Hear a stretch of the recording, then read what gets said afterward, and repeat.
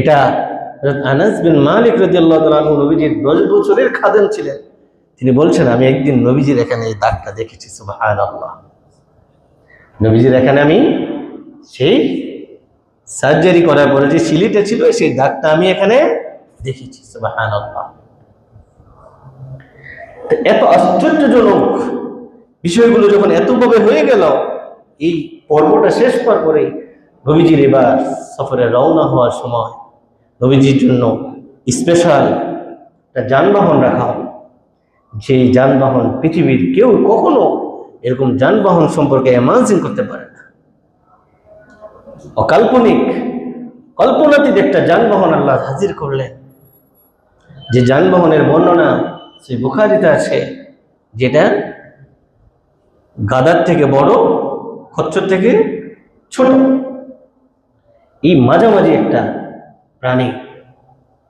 সুবহানাল্লাহ। এটা দেখতে সাদা, কিন্তু এটা দীর্ঘদেহী ছিল যাতে বসা যায়। নবীজির জন্য একটা গদিরও ব্যবস্থা করা হয়েছে। সুবহানাল্লাহ। এটার উপরে এবার নবীজি যাওয়ার পালা। নবীজি যখনই এই বোরাক নামক যানবাহনে উঠতে যাবে, বোরাক নড়াচড়া করছে, উদ্যত্তপূর্ণ আচরণ করছে। জিবরাইল আমিন ধমক দিলেন। জিবরাইল আমিন ধমক দিয়ে বললেন, বোরাক, কে তোমার উপরে উঠতেছে তুমি জানো?